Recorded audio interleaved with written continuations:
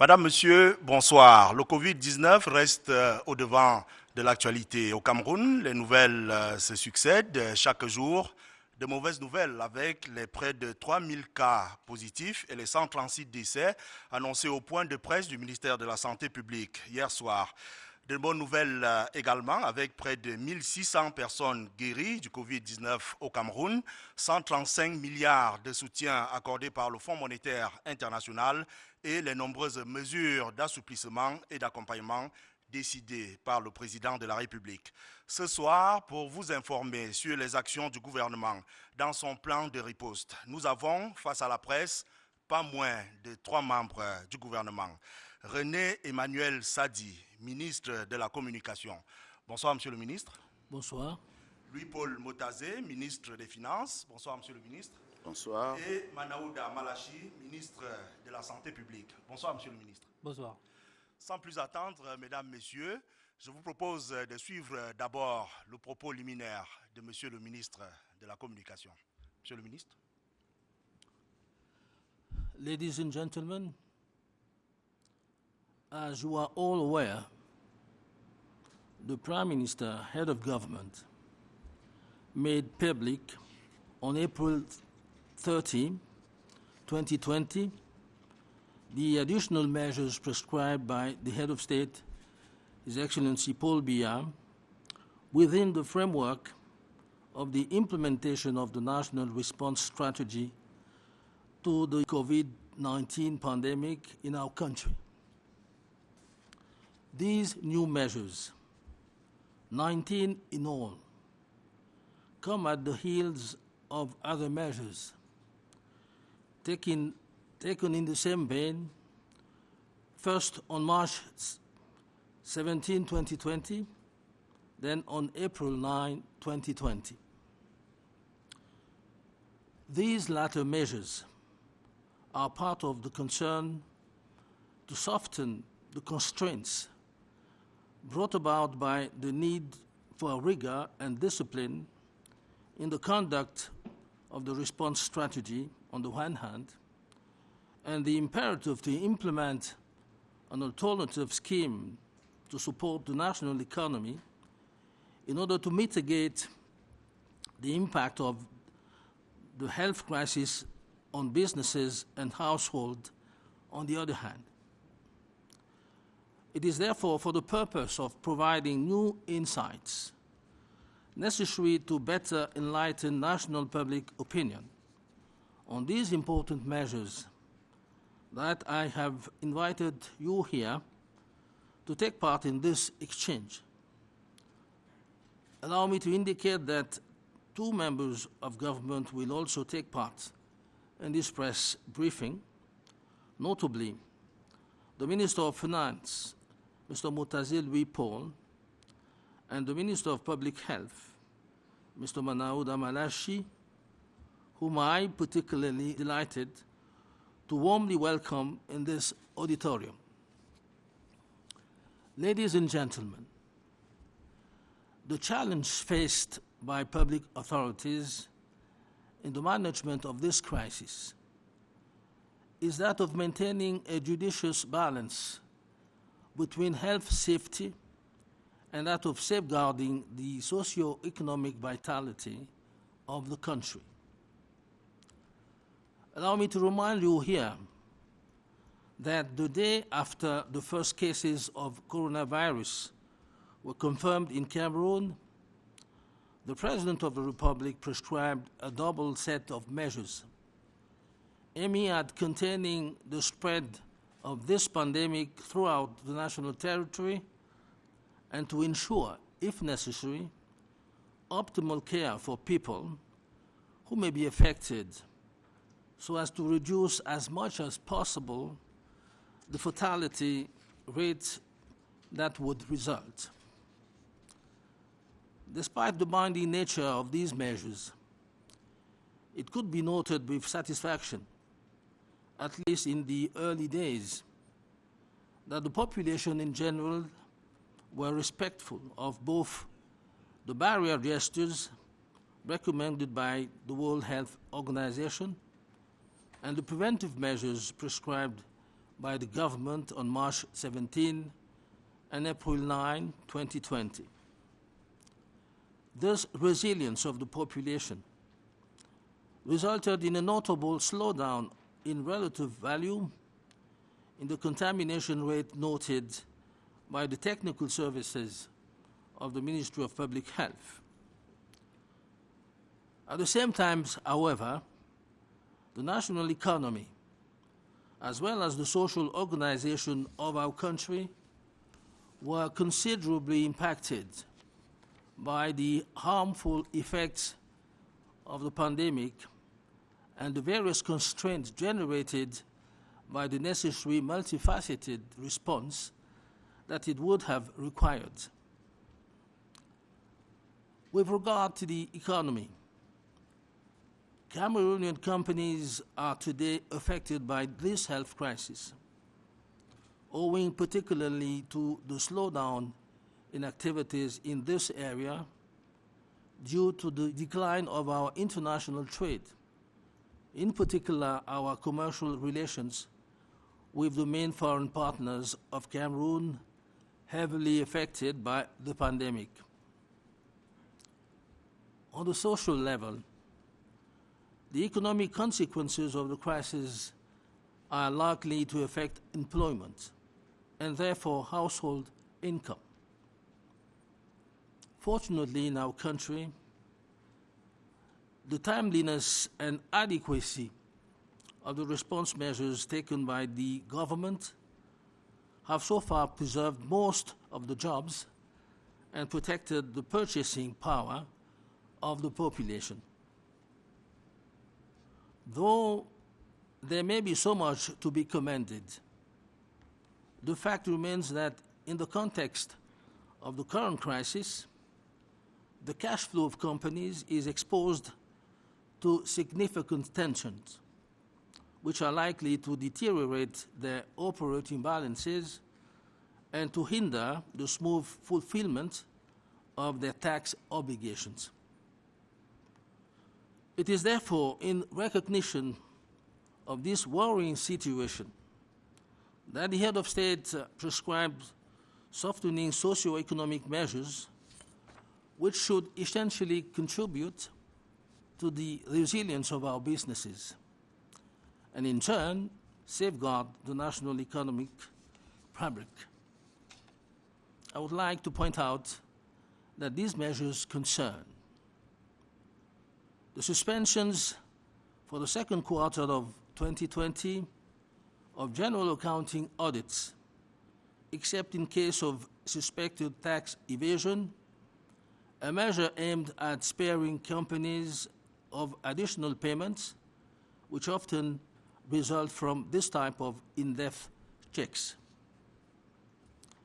The postponement of the deadline for filing statistical and tax declarations without penalties in case of payment of the corresponding balance. This allows us to take into account the difficulties that companies may have encountered in signing this declaration on time due to the constraints linked to the barrier measures enacted. The granting of moratoria and deferrals of payment to companies directly affected by the crisis, hence suspending forced recovery measures against them, a suspension measure which has the effect of protecting businesses from debt collection proceedings which could have hindered the pursuit of their activities. Supporting the finances of company through the allocation of a special envelope of 25 billion CFA francs for the clearance of stocks of value added tax credit awaiting reimbursement. This measure aims to relieve the cash flow of companies already tense due to the effects of the crisis, thereby enabling them to direct this cash flow towards the adjustment expenses imposed by the economic situation. The postponement of the deadline to pay land taxes for the 2020 financial year to 30 September 2020, a measure which mainly aims to protect the purchasing power of households in this period of crisis. Full deductibility to determine the corporate income tax of denotations and gifts made by the companies for the fight against the COVID-19 pandemic, a measure which allows companies that have accompanied the state in the response of the crisis, in particular through donations, to offset these against their corporate tax due at the end of the financial year. The exemptions from the tourist tax in the hotel and catering sectors from the rest of the 2020 financial years as from March as a support measure for this sector strongly impacted by the crisis. Exemption from the withholding tax and from parking fees for taxis and motorbikes, as well as from the axle tax for the second quarter. This measure could be extended to the rest of 2020, which alleviates the shortfall caused by the respective measures imposed on carrier dues due to the requirement of social distancing.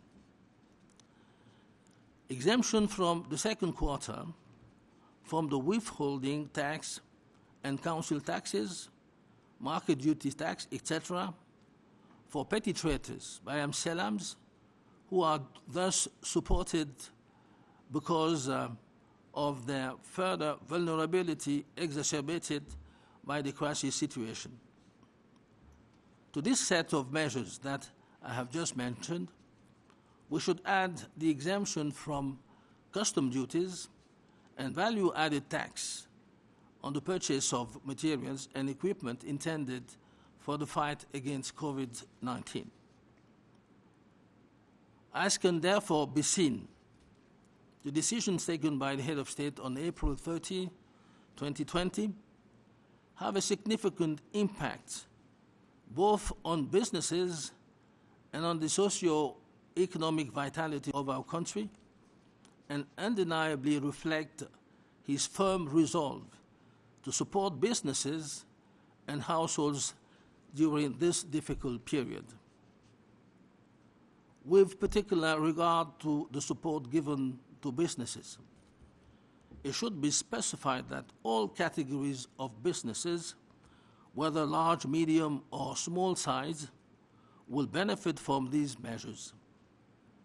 It is by way of illustration the case of the allocation of a special envelope of 25 billion francs CFA to clear the stock of value-added tax credits awaiting reimbursement, which benefits all these companies without exception. In addition, and in the same vein, particular attention should be paid to small and medium-sized enterprises, which are an important player in our economy and which, as a result, benefit from an exemption of tax, including local taxes, to which small operators, such as petty traders and commercial motorbike operators, are generally subjected. Another important measure concerns the hotel and transport sectors, which are the most affected by this crisis. In this respect, these sectors benefit respectively from an exemption of the tourist tax and axle tax, as well as from local taxes and duties payable by transporters for the remainder of the 2020 financial year. Finally, households have not been forgotten, and in their favor, the head of state has decided to postpone the due date for the payment of the property tax to September 30, 2020, and lifted taxes on products and equipment intended for the prevention screening and treatment of COVID-19.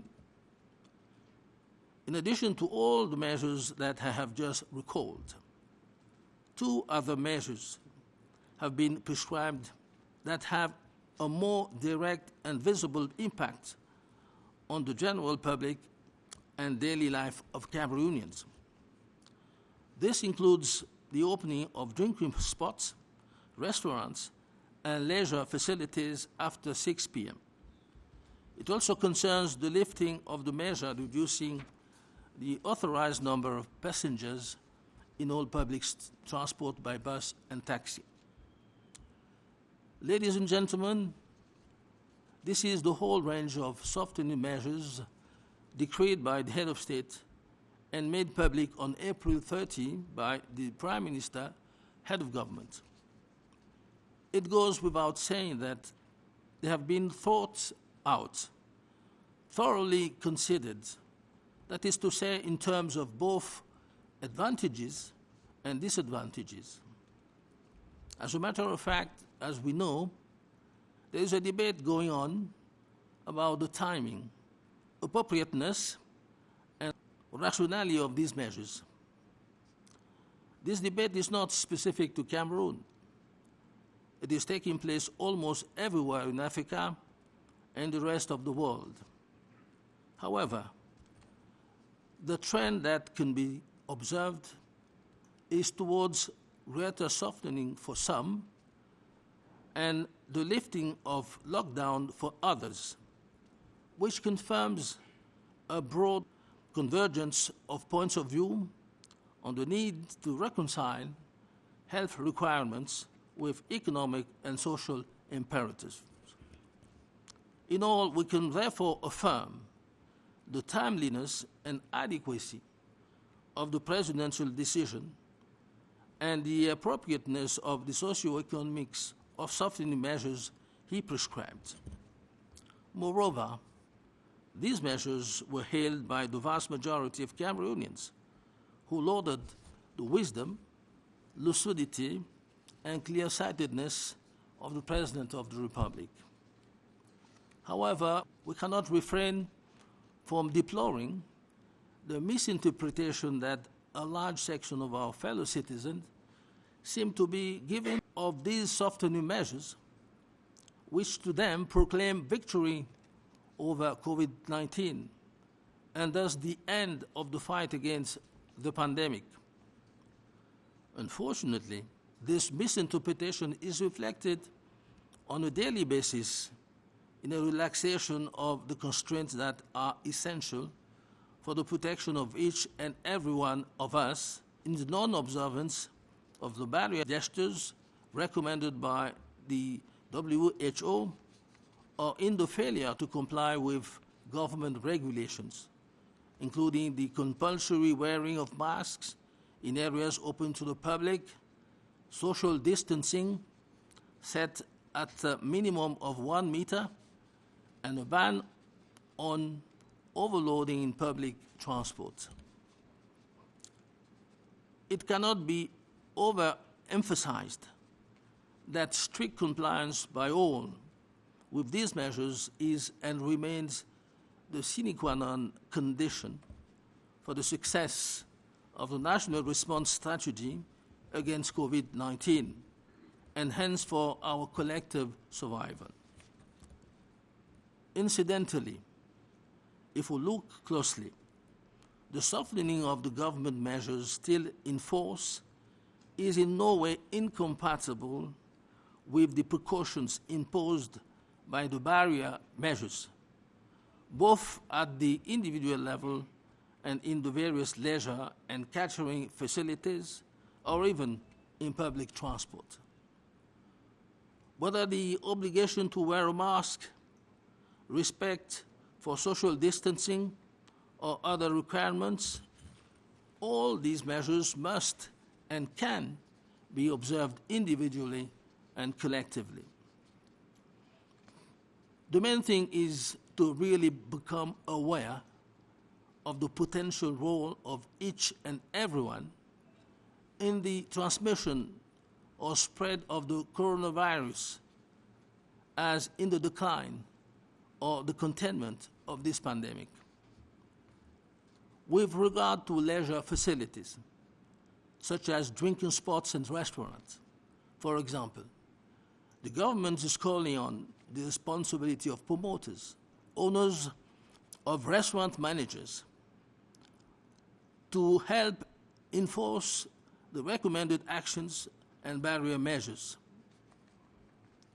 The same applies to all sectors of activity where the involvement of everyone is required, so that in the long run, the use of coercion remains the exception rather than the rule.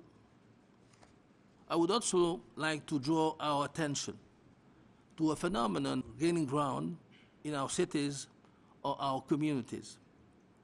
This relates to the stigmatization of public tested positive, those suffering from COVID-19, or even those who have recovered from this disease. Such an attitude, which is not far from ostracism and which tends to cast reproach on citizens who, for the majority, ignore the conditions and the circumstances in which they contracted the virus, does not need to be given any room and must be denounced. It should be noted that COVID-19 is neither a shameful disease nor a curse. Given that it is a disease that spares no one and which attacks both the young and the old, one cannot consider or treat COVID-19 patients as plague victims. As with all pandemics that have plunged humanity into mourning over the centuries, there are, of course, those who die and also those who recover.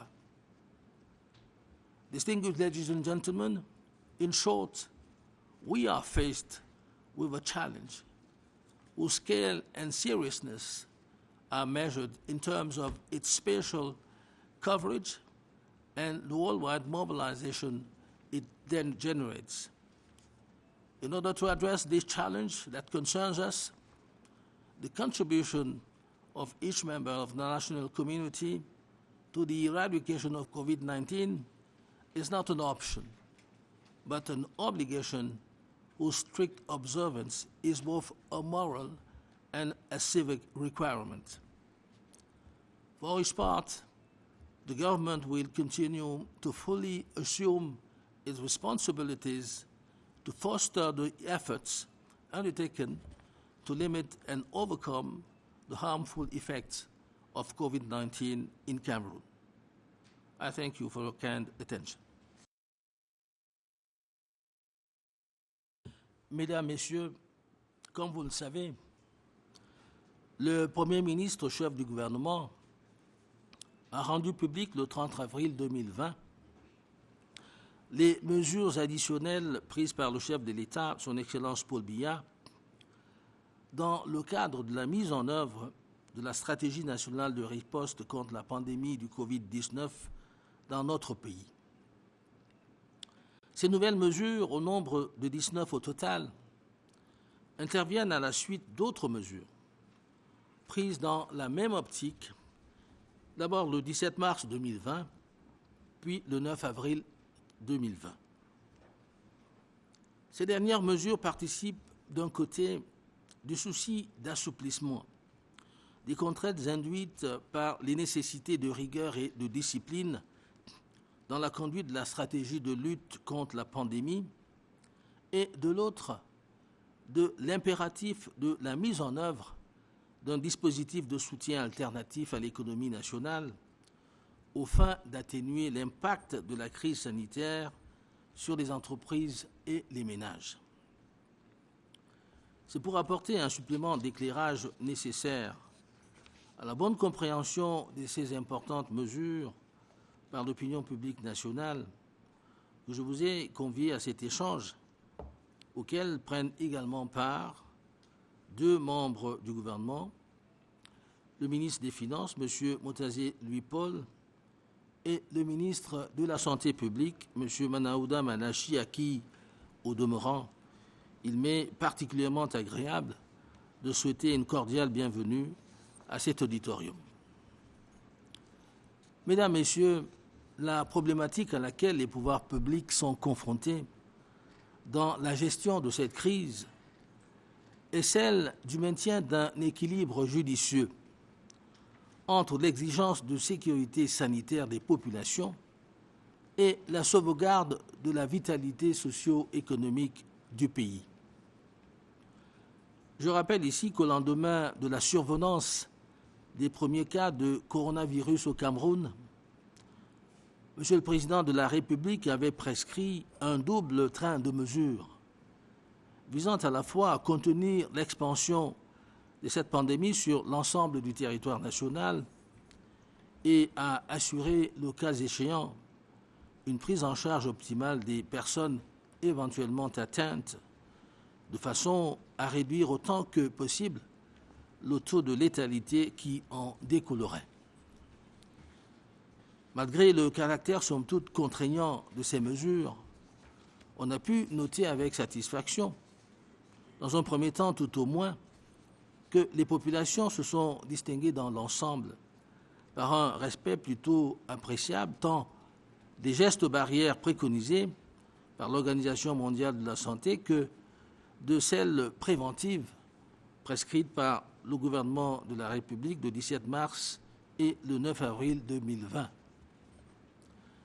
Cette résilience des populations s'est traduite par un ralentissement notable en valeur relative du taux de contamination relevé par les services techniques du ministère de la Santé publique. Mais dans le même temps, l'économie nationale, de même que l'organisation sociale de notre pays, se sont trouvées considérablement impactées par les effets néfastes de la pandémie et les diverses contraintes générées par la nécessaire réponse multiforme qu'il aura fallu lui apporter.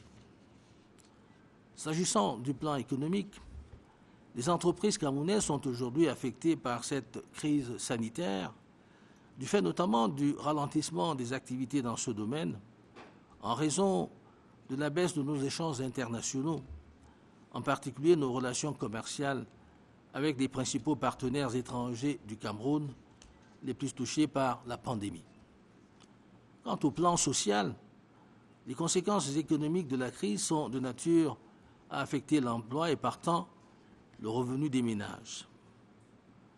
Fort heureusement, dans notre pays, la justesse des mesures de riposte prises par le gouvernement a jusqu'à présent permis de préserver l'essentiel des emplois et de protéger le pouvoir d'achat des populations.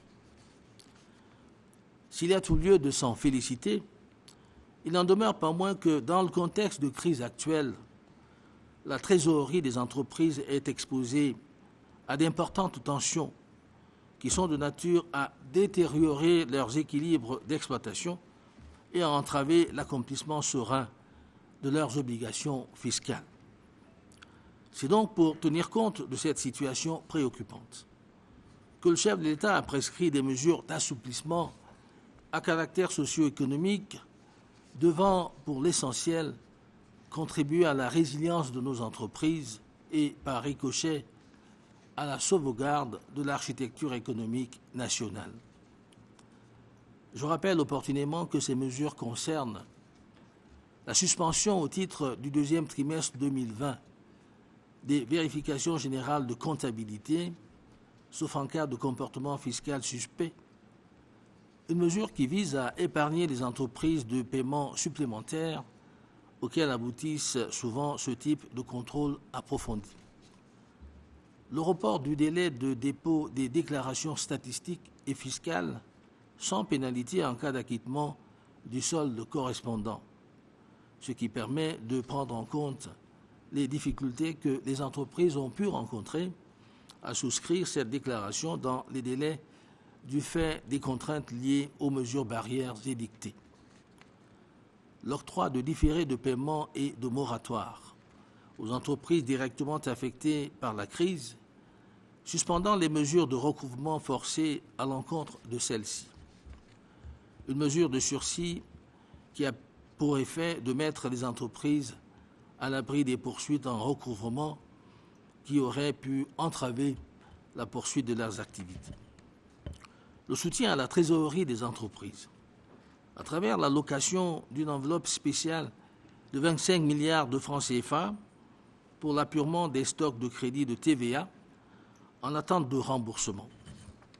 Cette mesure vise à soulager la trésorerie des entreprises déjà tendues du fait des effets de la crise, leur permettant ainsi d'orienter cette trésorerie vers les dépenses d'ajustement qui imposent la conjoncture. Le report au 30 septembre 2020 du délai de paiement de la taxe foncière au titre de l'exercice 2020, une mesure qui vise principalement à protéger le pouvoir d'achat des ménages en cette période de crise.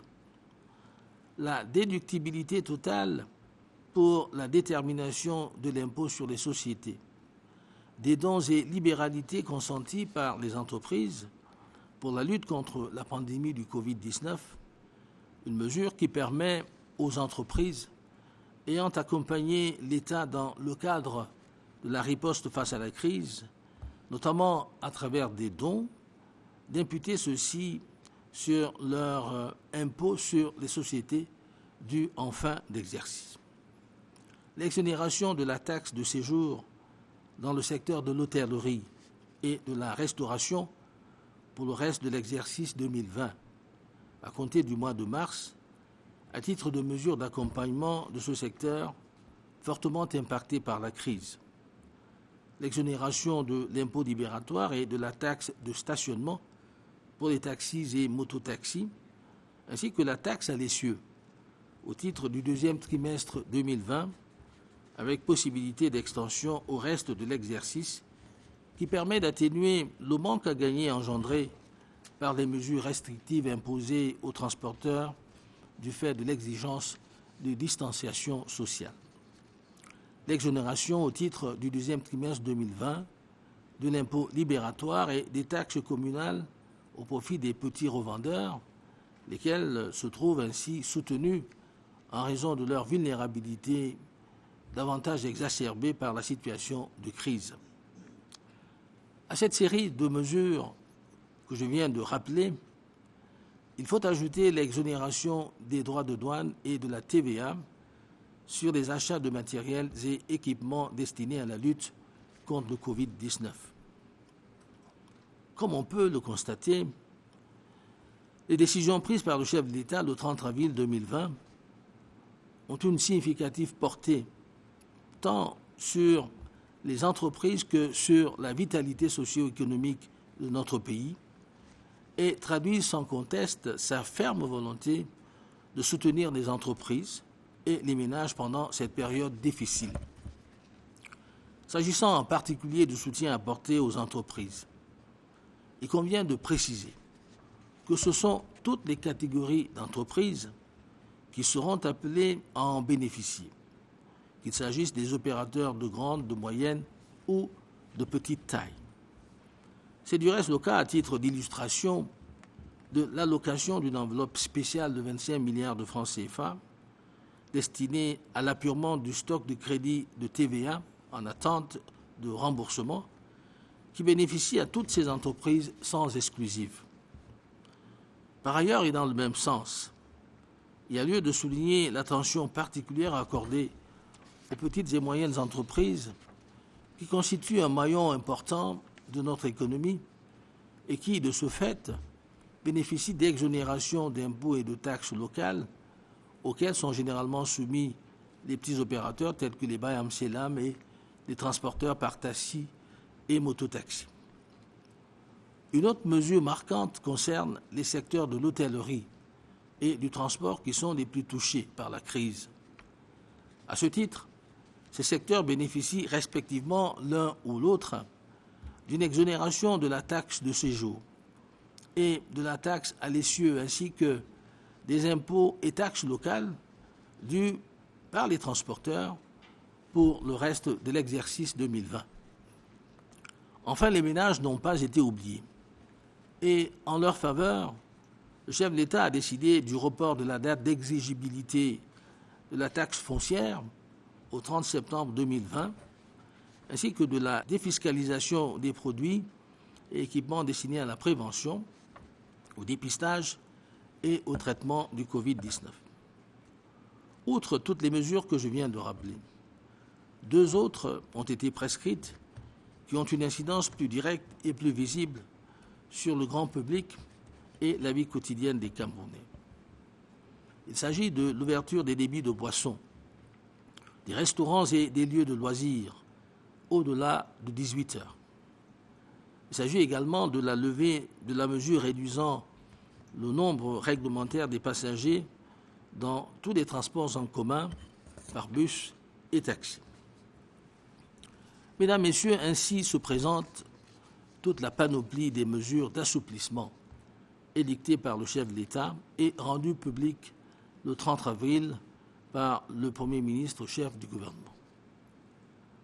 Il va sans dire qu'elles ont été pensées, examinées dans tous leurs aspects, c'est-à-dire du point de vue des avantages et des inconvénients.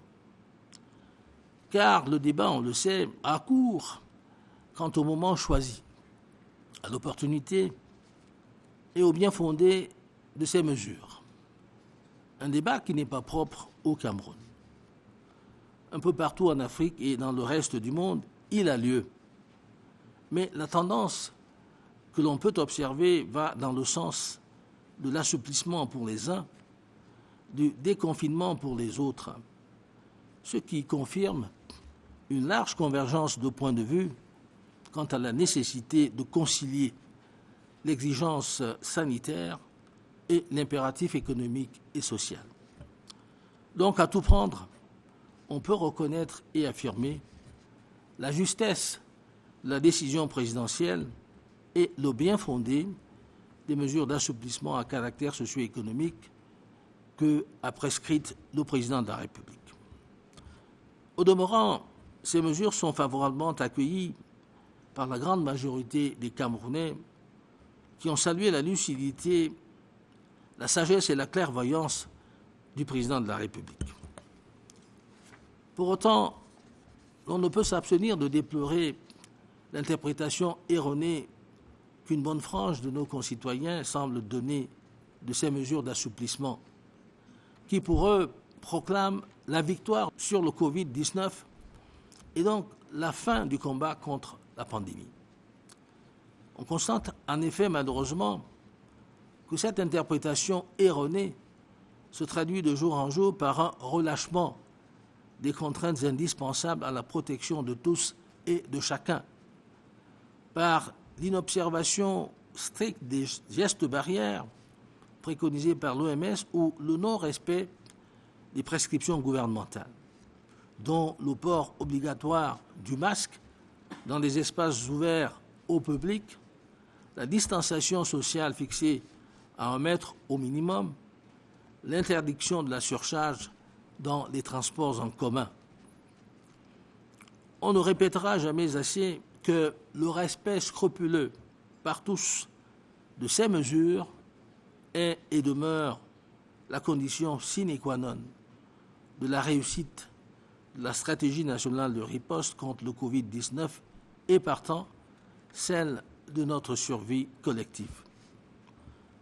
Au demeurant et à y regarder de près, l'assouplissement des mesures gouvernementales encore en vigueur n'est nullement incompatible avec les précautions qu'imposent les mesures barrières, tant au plan individuel que dans les différents lieux de loisirs et de restauration, ou encore dans les moyens de transport en commun. Qu'il s'agisse de l'obligation du port du masque, du respect de la distanciation sociale ou des autres prescriptions. Toutes ces mesures doivent et peuvent être observées individuellement et collectivement. Le tout est de prendre réellement conscience du rôle potentiel de chacun, aussi bien dans la transmission ou la propagation du coronavirus que dans le recul ou la jugulation de cette pandémie. S'agissant, à titre d'exemple, des lieux de loisirs, tels que les débits de boissons et les restaurants, le gouvernement en appelle à la responsabilité des promoteurs, des tenanciers et des restaurateurs pour aider à faire respecter les gestes et les mesures barrières préconisées. Il en va de même dans tous les secteurs d'activité où l'implication de tous et de chacun est requise afin qu'à la longue, le recours à la coercition demeure l'exception et non la règle. C'est aussi le lieu, mesdames, messieurs, d'appeler l'attention sur un phénomène de plus en plus perceptible dans nos cités et nos communautés, celui de la stigmatisation des personnes testées positives, atteintes de coronavirus, voire guéries de la maladie. Pareille attitude qui s'apparente à de l'ostracisme et qui tend à jeter l'opprobre sur des citoyens qui, pour la plupart, ignorent les conditions ou les circonstances dans lesquelles ils ont contracté le virus, n'a pas lieu d'être et doit être dénoncé. Car le Covid-19 n'est ni une maladie honteuse, ni une malédiction. Et s'agissant d'une maladie qui n'épargne personne, s'attaque aux plus petits comme aux plus grands, l'on ne saurait regarder, considérer ou traiter les malades du Covid-19 comme des pestiférés. Au demeurant, comme pour toutes les pandémies qui ont, au long des siècles, endeuillé l'humanité, on en meurt bien sûr, mais on en guérit tout autant. En somme, mesdames, messieurs, nous sommes confrontés à un défi dont l'ampleur et la gravité se mesurent à l'aune de son étendue spatiale et de la mobilisation planétaire qu'il suscite. Pour y faire face, en ce qui nous concerne, la contribution de chaque membre de la collectivité nationale à l'éradication du Covid-19 n'est pas une option, mais une obligation dont la stricte observation est à la fois une exigence morale et civique. Le gouvernement, quant à lui, continuera de prendre toutes ses responsabilités pour renforcer les efforts entrepris afin de limiter les effets néfastes du Covid-19 au Cameroun et d'en venir à bout. Je vous remercie de votre aimable attention. Monsieur le ministre des Finances et Monsieur le ministre de la Santé publique ont à présent tout le loisir de nous apporter des informations ou des éclairages supplémentaires, mais aussi, le cas échéant, de répondre à d'éventuelles questions. Bien, monsieur, voilà pour ce propos liminaire de monsieur le ministre de la Communication. Nous allons tout de suite passer à la phase des questions-réponses avec le soutien de quelques confrères conviés donc à cet échange. Muriel Andjé de Info TV, Michel Tsungi de Vision 4 et Emmanuel Kendeme de Cameroun Tribune. Je vais ouvrir donc cet échange en posant une première question à monsieur le ministre des Finances. On a annoncé des exonérations fiscales, donc baisse des recettes de l'État. Il y a des baisses des recettes douanières. Il y a les crises que nous connaissons, Boko Haram, qui est de retour dans l'extrême nord, la situation sociopolitique dans le nord-ouest et le sud-ouest. Est-ce qu'il y a quelques raisons de craindre des risques d'essoufflement des caisses de l'État? Et dans l'opinion, beaucoup évoquent une éventuelle dévaluation du franc CFA. Certains craignent même une éventuelle baisse des salaires, monsieur le ministre. Est-ce qu'il y a des risques en la matière? Bien, je vous remercie pour votre question. Je vais vous dire pourquoi elle me plaît, votre question. Parce que j'ai entendu ça et là des critiques qui laissaient entendre que les mesures d'assouplissement que le chef de l'État a prises en faveur du secteur privé étaient insuffisantes. Et je dis donc que l'avantage de votre question, c'est qu'elle permet de bien remettre les choses en situation. Il s'agit de quoi? Il s'agit d'une crise qui affecte aussi bien les personnes physiques, problèmes de santé, que les personnes morales. Il s'agit d'une crise qui affecte aussi bien les personnes morales privées, les entreprises privées, que les personnes morales publiques, l'État, par exemple. Ça veut dire que pour bien comprendre l'effort que je dis gigantesque du chef de l'État en faveur des entreprises privées, il faut placer cet effort à l'aune de la situation actuelle que nous vivons. Il n'y a pas d'une part un trésor public qui est tout à fait à l'aise, qui se comporte bien, face à des entreprises privées qui ont connu des problèmes. Non. Il s'agit d'une situation qui affecte tout le monde, y compris l'État. Et je voudrais vous dire d'ailleurs que d'ici, j'espère, d'ici la fin de la semaine, nous présenterons à notre hiérarchie un projet de budget corrigé, qu'on appelle loi de finances rectificative ou collectif budgétaire. Et les premières projections que nous avons faites laissent comprendre que nous aurons perdu en termes de recettes, à cause de la crise, à peu près 800 milliards de francs CFA. 772 exactement, les premières projections que nous avons faites. Vous le savez, le pétrole, les recettes douanières, les recettes fiscales, etc., etc., parce que l'activité est en berne. C'est donc cet État-là, c'est donc ce trésor public-là qui est maintenant sollicité pour apporter un appui au secteur privé. Un État, un trésor public qui, je viens de le démontrer, j'espère, connaissent eux-mêmes des problèmes. Les efforts qui ont été faits au niveau des impôts, et le directeur général des impôts a d'ailleurs fait des interventions à travers les médias, notamment une intervention dans Cameroun Tribune pour bien expliquer de quoi il s'agit. C'est ce que nous appelons dans notre jargon des dépenses fiscales. Des dépenses fiscales, c'est-à-dire on refuse d'avoir des revenus fiscaux, ce qu'on appelle des dépenses fiscales. Ces dépenses fiscales viennent donc s'ajouter, comme je vous ai dit, à la perte des recettes. Est-ce que nous allons nous retrouver dans une situation où nous serions incapables même de payer les salaires? Justement, nous ne voulons pas arriver à cette situation.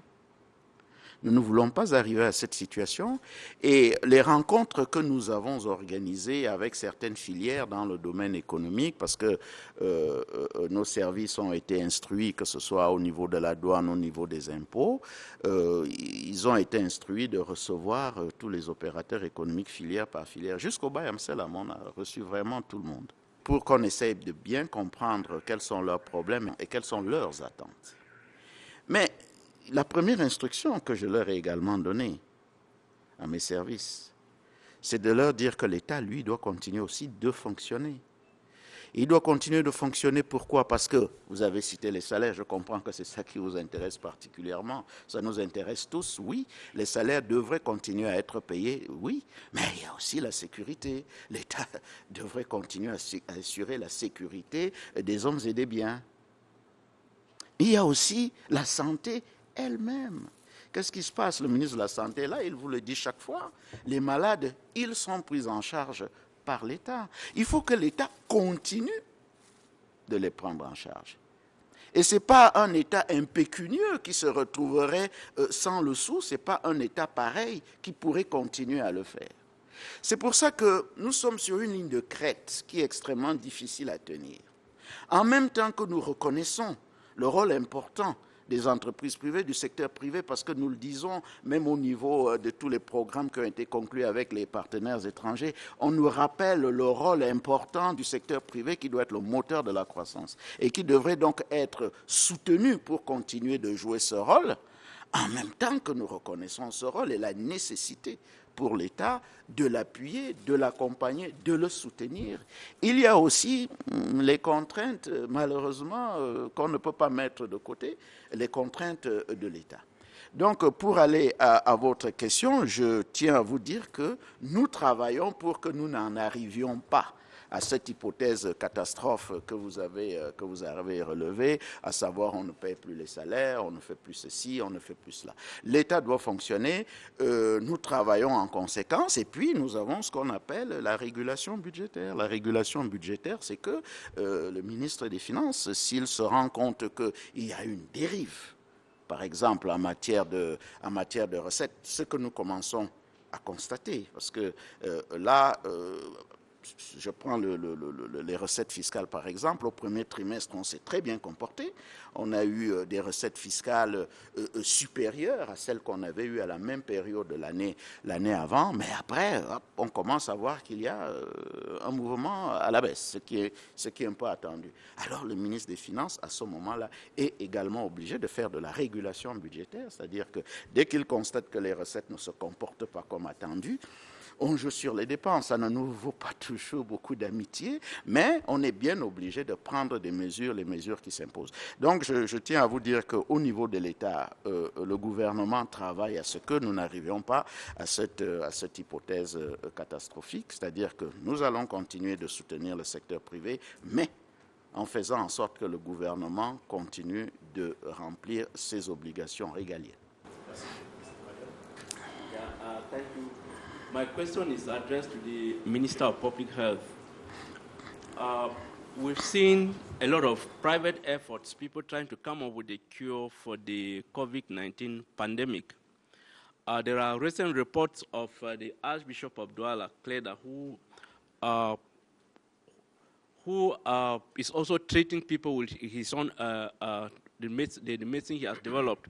So the question I want to ask the minister is, how is the collaboration between government and those researchers, the private individuals who want to come up with indigenous ways of also handling this disease? What is the level of collaboration? Alors, je vous remercie pour votre question, qui a l'avantage de partir du secteur formel à un secteur qui est encore en cours de structuration, qui est la médecine traditionnelle. Partant de l'expérience, n'est-ce pas, ou alors de ce que vous avez appelé le produit trouvé par Monseigneur Kleda, j'ai le loisir de vous dire que au lendemain de cette sortie, nous avons envoyé une équipe, n'est-ce pas, dirigée par le directeur de la pharmacie et des laboratoires, avec en son sein beaucoup d'experts, notamment ceux qui font dans la recherche déjà au niveau du ministère, ceux qui sont sur le terrain, les cliniciens, les praticiens, et puis un ensemble d'experts qui sont allés rencontrer le Monseigneur. L'objectif était très simple. Monseigneur nous a dit au départ, en réalité, qu'il avait trouvé quelque chose qui soulageait le patient, parce qu'il faut faire la différence entre le traitement du Covid-19 et un produit qui peut faire en sorte qu'on aille bien. Alors, la discussion a eu lieu et nous lui avons simplement suggéré un accompagnement. L'objectif de la démarche du gouvernement dans ce sens, c'est la sécurité des Camerounais. Parce qu'en réalité, lorsque vous avez les produits, le cheminement, la procédure jusqu'à la mise sur le marché d'un produit est assez long. Et il s'avère que dans le cadre des médicaments traditionnels, comme on a souvent l'habitude d'appeler les MTA, il y a une autre procédure allégée parce qu'on ne peut pas suivre la démarche scientifique à ce niveau-là. Mais il y a tout au moins un ensemble de petites choses qu'il faudra faire avant de pouvoir donner accès, n'est-ce pas, aux populations, des populations à ces produits. Et donc, nous avons proposé à Monseigneur un accompagnement et il a accepté. Et il est question aujourd'hui que nous nous structurons dans le cadre de la démarche, que nous ayons des échantillons, ce qu'il a déjà fait, parce qu'il nous a envoyé des échantillons de ces deux produits, que nous allons faire tester au niveau de l'ANACOM, simplement pour nous rassurer que ce produit n'est pas toxique. Parce que comme on ne peut pas tout de suite donner la formule scientifique qui a amené à ce résultat, nous voulons déjà nous rassurer que le produit n'est pas toxique. À partir de là, donc, nous allons discuter avec Monseigneur Cléda pour pouvoir avancer sur le produit. Mais disons-le tout de suite, il pose un problème beaucoup plus important, c'est celui de la médecine traditionnelle. Et cela aussi est en cours de structuration. Il y a un projet d'ailleurs de texte qui est préparé, élaboré et qui a été examiné par l'ensemble du secteur et qui va être soumis au gouvernement assez rapidement pour que nous puissions capter toutes les initiatives et toutes les recherches qui sont faites dans le cadre de la médecine traditionnelle. Nous avons exclusivement dans le cadre de la lutte contre le Covid-19, nous avons ouvert une brèche sur la recherche opérationnelle autour du Covid et je pensais que toutes les initiatives, n'est-ce pas, dans ce sens-là, pourraient rentrer dans cette recherche opérationnelle qui sont systématiquement accompagnées pour pouvoir optimiser, n'est-ce pas, les richesses de nos plantes. Une question de Muriel Andjeu de Info TV. Ma question, c'est pour le ministre de la Communication, M. René Emmanuel Sadi. Nous aimerions savoir, au vu de la réaction des citoyens par rapport à la pandémie du Covid-19, quelle est l'évaluation que vous faites du plan de communication qui a été mis en place par le gouvernement dans la stratégie de lutte contre cette pandémie? Je dois dire d'abord que depuis le début de cette pandémie, nous avons, en liaison avec le ministre de la Santé publique, pensé à un plan de communication gouvernemental. Ce plan de communication qui consistait, pour l'essentiel, à sensibiliser nos populations sur la nécessité de respecter les gestes barrières édictés par l'Organisation mondiale de la santé et de l'autre, respecter les prescriptions gouvernementales.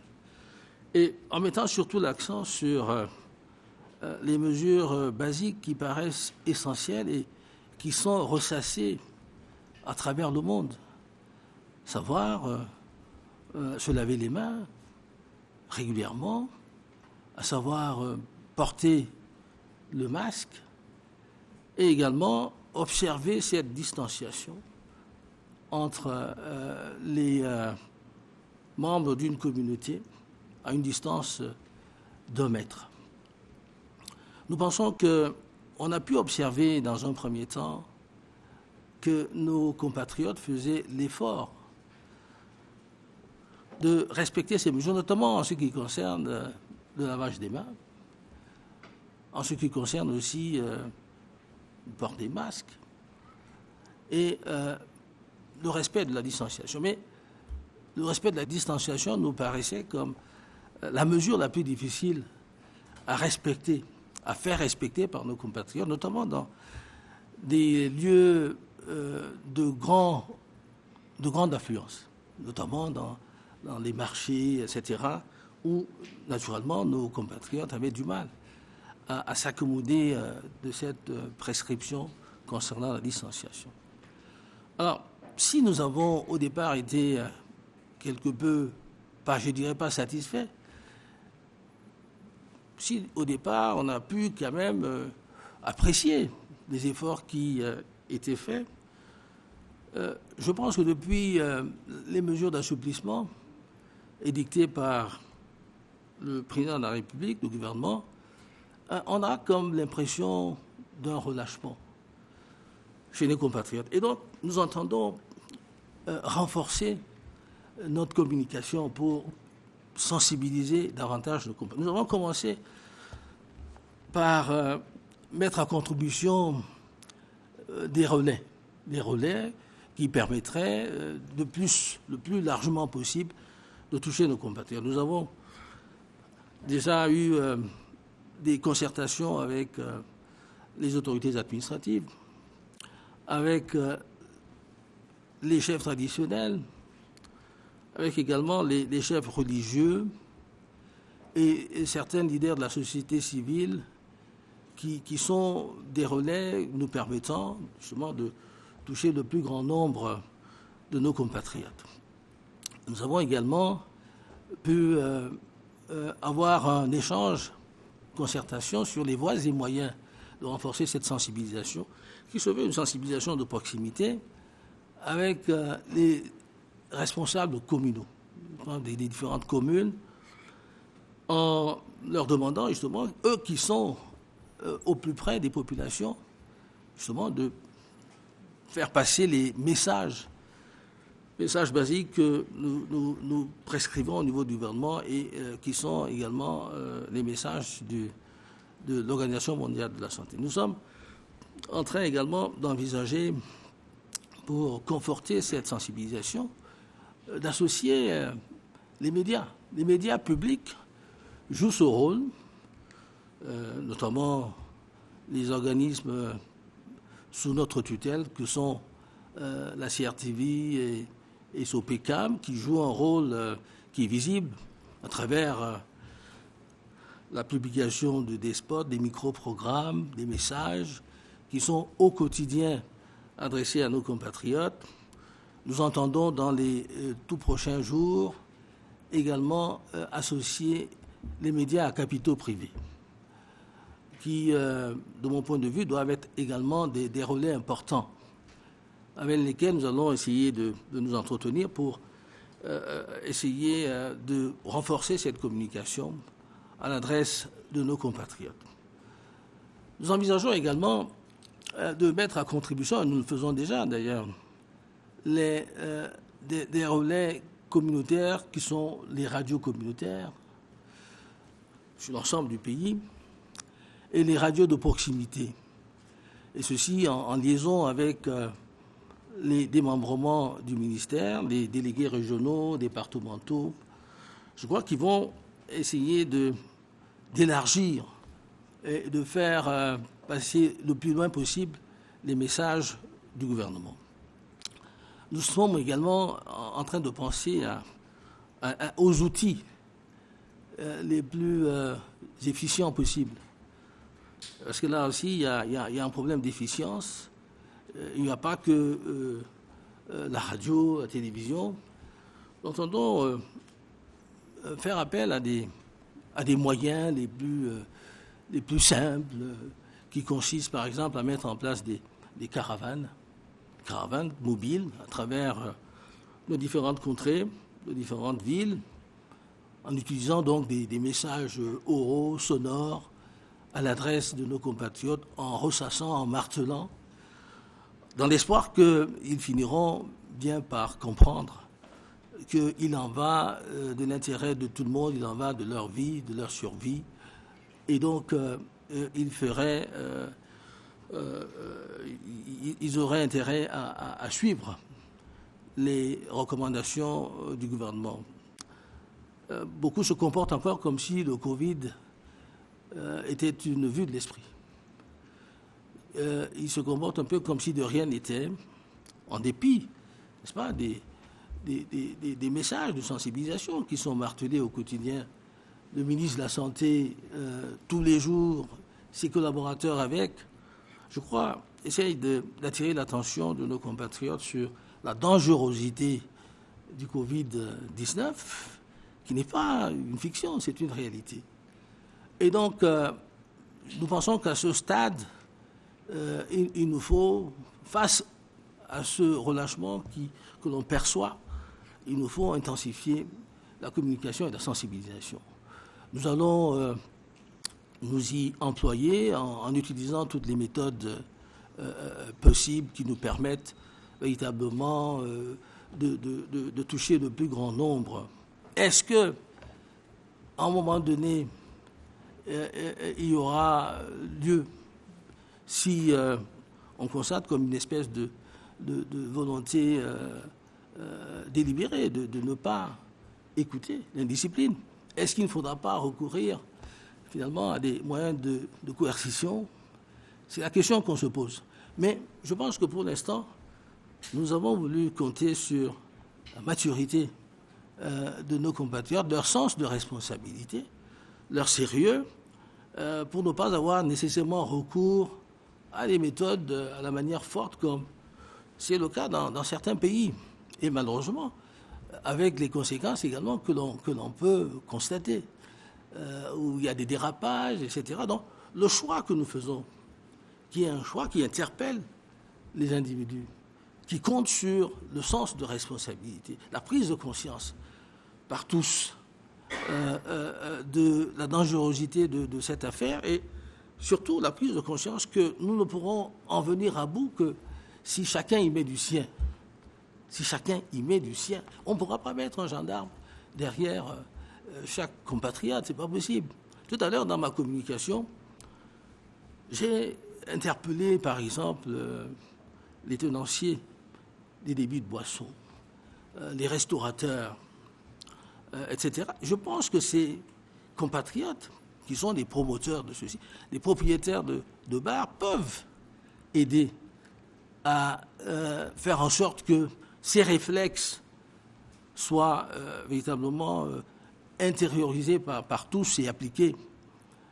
J'imagine qu'un tenancier d'un bar qui fait respecter la distanciation en disposant dans son bar, n'est-ce pas, les tables, les chaises, de manière à ce que la distanciation soit respectée, c'est possible. C'est comme également un tenancier de bar qui ne laisse pas entrer dans son bar quiconque n'a pas de masque. Je crois qu'il joue un rôle de police qui peut être salutaire pour tous, au lieu que nous ayons on ne peut pas avoir des gendarmes partout. Donc je pense que dans cette affaire, le combat passe nécessairement par la sensibilisation. Nous en sommes conscients et nous entendons véritablement intensifier cette sensibilisation. Question de Michel Tsungi, de Vision 4. Merci, monsieur le modérateur. Ma préoccupation s'adresse vers l'endroit du ministre de la Santé. Alors, Excellence, avec la pandémie du Covid-19, nous constatons qu'on parle beaucoup d'argent. Et récemment, nous avons suivi l'annonce d'un soutien du FMI à hauteur de 135 milliards de francs CFA. Alors, quels sont les postes de dépenses, prioritaires de ces fonds du FMI? Je vous remercie pour votre question. J'avais à un moment donné pensé que cette question était adressée au ministre des Finances.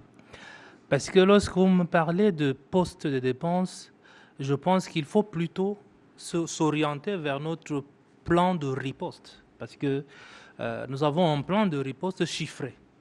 Et je pense que lorsque le ministre des Finances est allé faire le plaidoyer, il s'est appuyé sur les activités qui sont dans notre plan de riposte.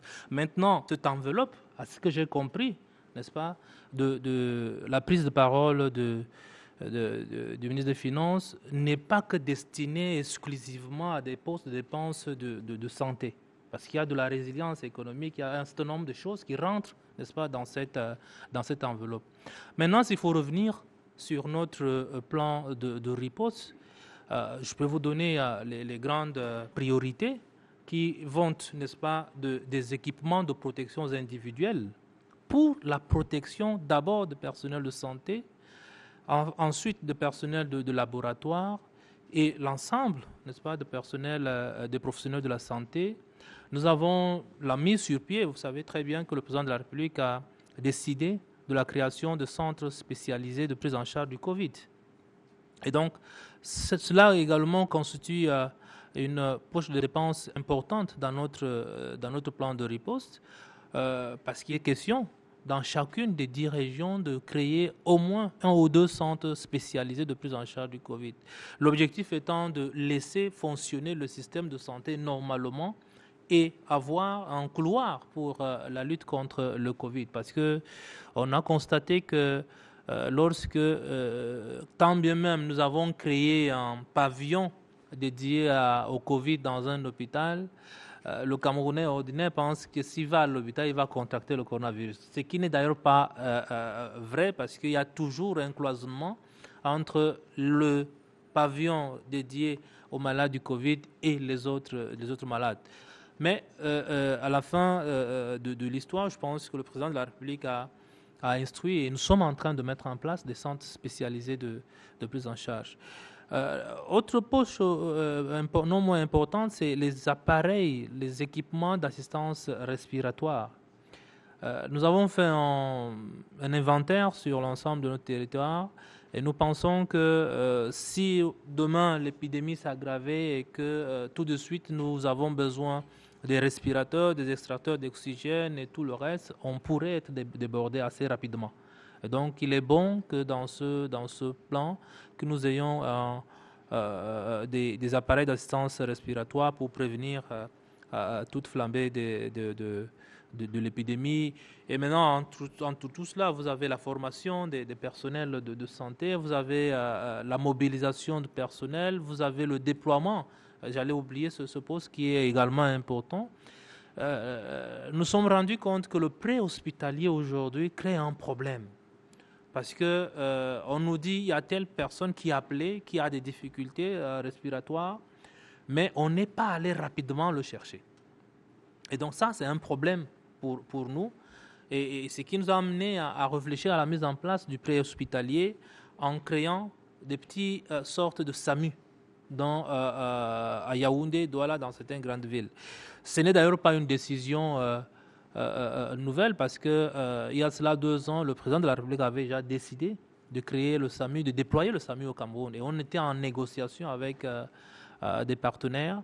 Et là, l'urgence fait qu'on est obligé d'aller très rapidement sur ces sortes de petits SAMU qui va passer tout de suite en fait par la mutualisation des équipements collectifs que nous avons, c'est-à-dire les ambulances et tout le reste.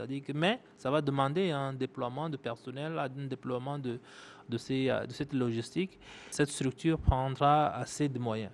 Donc voilà quelques poches de ce que nous avons comme dépenses dans le cadre de notre plan de riposte, qui n'est d'ailleurs pas un plan figé parce que au fur et à mesure que l'épidémie évolue, nous sommes obligés de l'actualiser.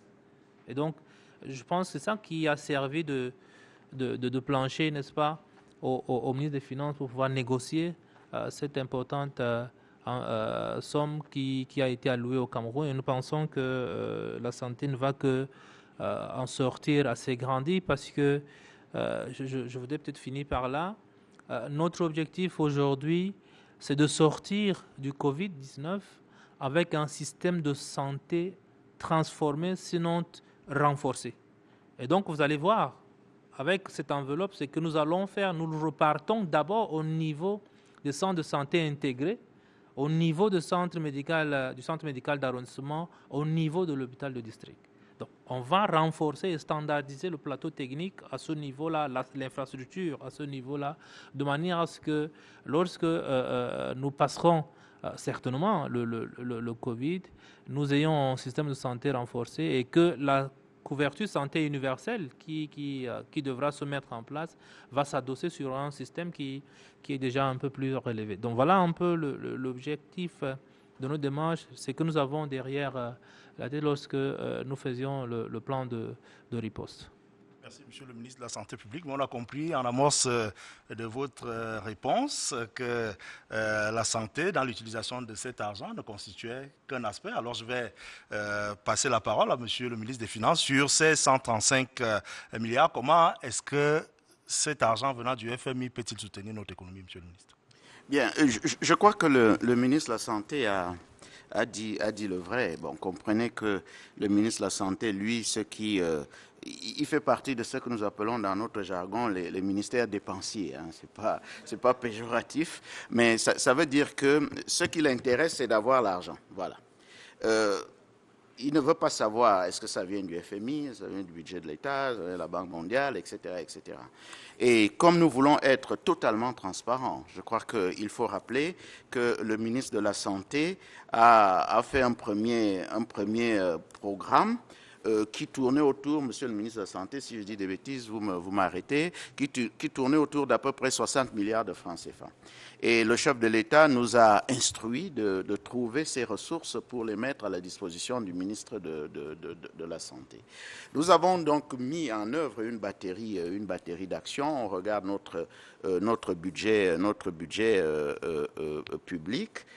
Quand je dis notre budget public, parce que le ministre de la Santé très vite avait lancé des actions qui nécessitaient qu'on fasse des dépenses fiscales au niveau de la douane. Donc le ministre d'État, secrétaire général de la présidence, nous a envoyé une première correspondance le 7 avril, nous disant de tout faire pour exonérer l'entrée de ces produits. Ce que nous avons fait.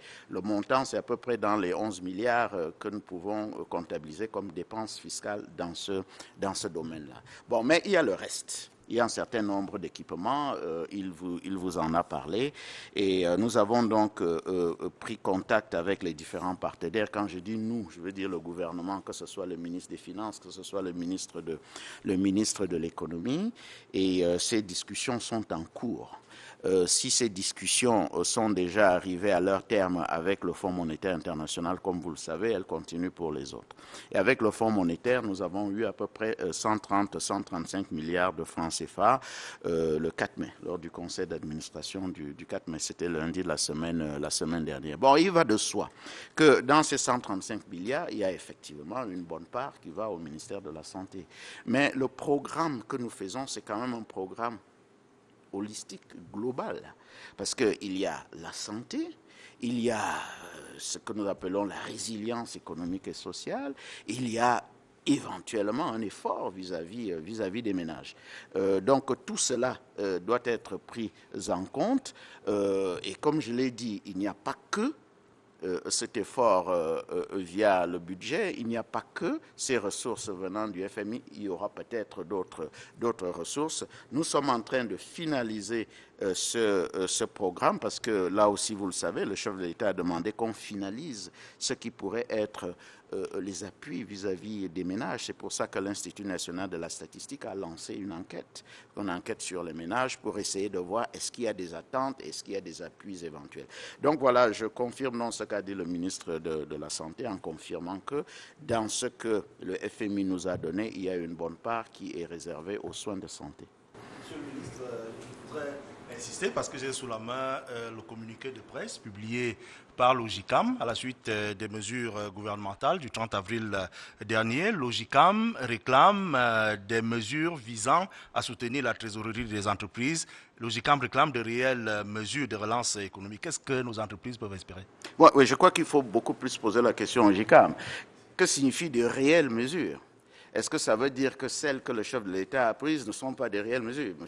Je ne comprends pas. Je peux tout à fait comprendre que quand quelqu'un est dans des problèmes, c'est le cas de beaucoup d'entreprises, c'est le cas de l'État lui-même. Je crois que j'en ai parlé avec la première question, et c'est d'ailleurs vous qui l'avez posée.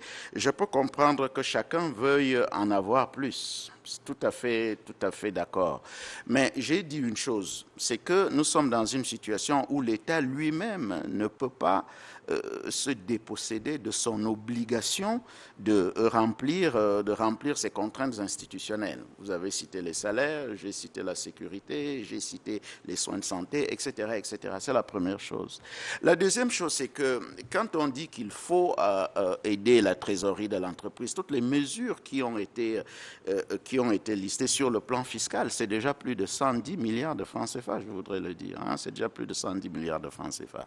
En plus de ces mesures, comme vous l'avez suivi, le chef de l'État a demandé que la part des crédits TVA qui restaient non apurés et qui montaient à 25 milliards le soit apurée. La semaine dernière, le ministre des Finances a débloqué 15 milliards déjà. Le directeur général des impôts a déjà fait la liste des entreprises qui sont bénéficiaires de ces premiers 15 milliards. Et hier, nous avons débloqué les 10 milliards restants. Donc, d'ailleurs, vous avez la primeur de cette information parce que je comptais la communiquer demain à Monsieur le Premier ministre. Bon, voilà, le Premier ministre comprendra que vous ayez la primeur. Enfin, j'espère qu'il comprendra. Donc, les 10 autres milliards ont déjà été débloqués. Donc, d'ici la semaine prochaine, je crois que le directeur général des impôts va soumettre à ma signature la liste des autres entreprises éligibles aux 10 autres milliards. Ça fait que les 25 milliards que le chef de l'État a demandé de débloquer pour apurer les crédits TVA en faveur des entreprises, ces 25 milliards le sont déjà. Bon, nous réfléchissons, je vous ai dit que nous sommes en train de travailler pour un collectif budgétaire, nous réfléchissons également sur d'autres mesures qui vont sûrement être prises si notre hiérarchie en a convenance pour aider les entreprises dans leur trésorerie. Déjà, même ce qu'on appelle la dette intérieure, dans les discussions que nous avons avec nos collaborateurs, nous sommes en train de prendre des décisions pour là aussi commencer à payer un certain nombre de factures, notamment vis-à-vis des PME pour les soulager. Je veux dire par là que, et je l'ai dit dans mon propos lorsque vous avez posé la première question, nous sommes tout à fait conscients du fait qu'une économie forte, c'est des entreprises fortes. Donc, nous sommes tout à fait conscients de la nécessité d'aider ces entreprises. Mais ces entreprises devraient comprendre que la plus belle fille du monde ne peut donner que ce qu'elle a.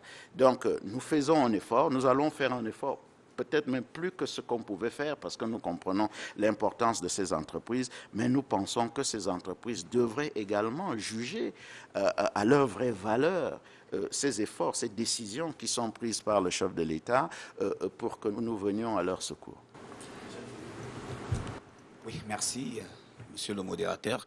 Une fois de plus, ma question s'adresse à monsieur le ministre de la Santé publique. Alors, Excellence, le gouvernement annonce la reprise des cours pour le 1er juin. D'après vos prévisions, est-ce à dire qu'on avance vers la fin du Covid-19 au Cameroun? J'ai coutume de dire que le gouvernement n'a pas annoncé la reprise des cours le 1er juin. Le gouvernement a dit qu'on pourrait reprendre le cours le 1er juin si toutes les conditions sont remplies. Il faudrait bien ajouter cette éventualité-là, parce qu'effectivement, cette décision devrait suivre la cinétique de l'épidémie. Parce que si nous nous retrouvons encore au pic de l'épidémie en juin, il va de soi que cette reprise de cours va être repoussée. S'agissant d'une épidémie et s'agissant de cette prévision, comme vous dites là, je ne voudrais pas me risquer toutes les fois qu'on me pose cette question de dire nous allons sortir de l'épidémie en juin ou en juillet. Nous avons certes eu des prévisions, et si vous avez vu depuis le début de cette épidémie au Cameroun, sinon en Afrique, toutes les prévisions étaient déjouées. On nous avait annoncé, n'est-ce pas, dans le cadre de la modélisation de l'épidémie, de la pandémie au Cameroun, 46 000 cas en fin avril. Il se trouve qu'aujourd'hui, nous n'avons même pas 3 000 cas. Et donc, je crois que nous travaillons à ce que cette épidémie soit maîtrisée et que nous en sortons le plus rapidement possible.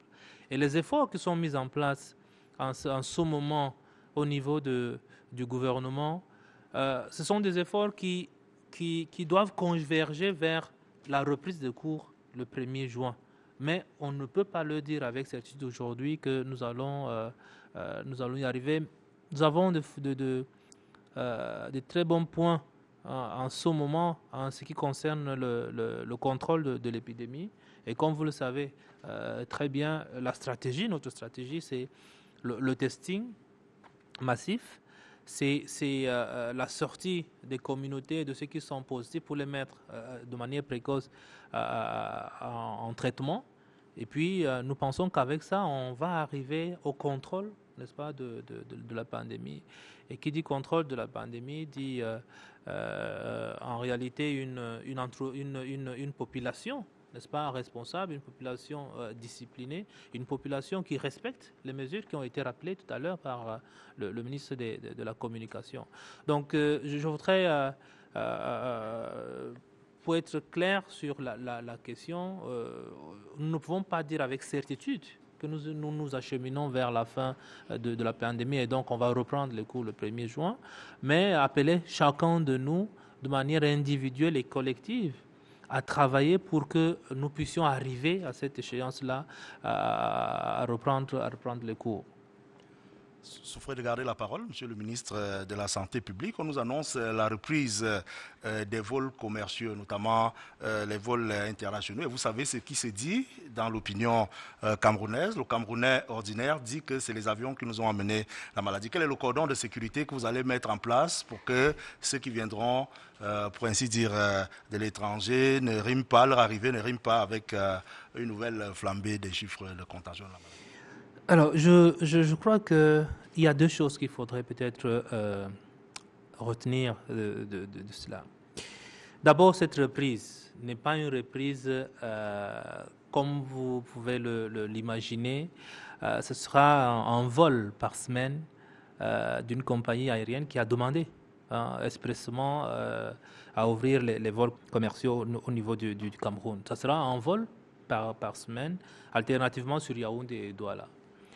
Deuxième chose, ce sera soit pour les passagers de ce vol-là, soit ils présentent un certificat négatif au Covid-19 à l'embarquement, soit alors ils signent un document pour l'autoconfinement à l'arrivée. Mais nous avons rajouté à cela une autre couche parce que, comme je vous ai dit tout à l'heure, ces mesures, c'est quoi? C'est la préservation de la santé des Camerounais, mais c'est également assurer la continuité, n'est-ce pas, de la vie de la nation. Et donc, les seules conditions à ce niveau-là, c'est de maîtriser la circulation du virus. Et pour maîtriser la circulation du virus, il faut tester. Et donc, nous avons mis en place, depuis un certain temps, un dispositif dans les aéroports qui vise à faire tester systématiquement tout ce qui arrive.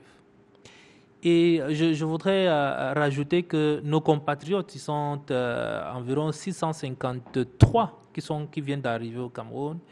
On ne peut pas dire que c'est eux qui nous apportent le virus en ce moment, parce qu'on les a testés, on n'en a même pas eu 10% de positifs à l'intérieur.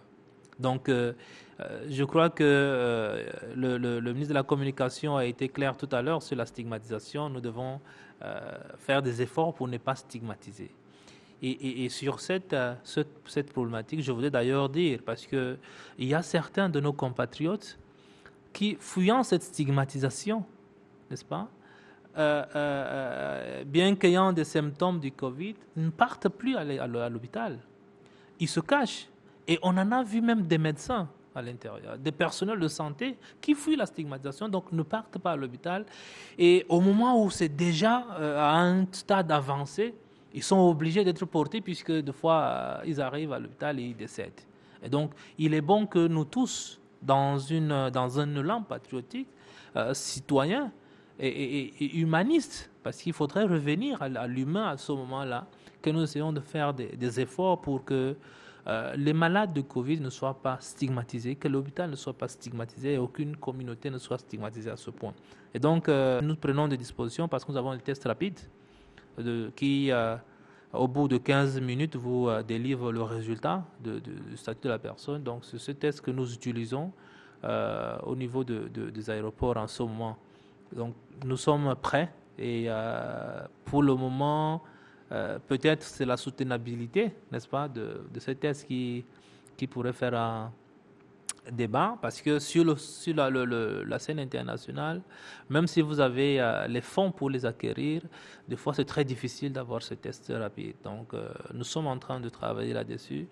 Avec la bonne nouvelle venant du ministère des Finances et tout le reste, nous pensons qu'on pourrait soutenir cela.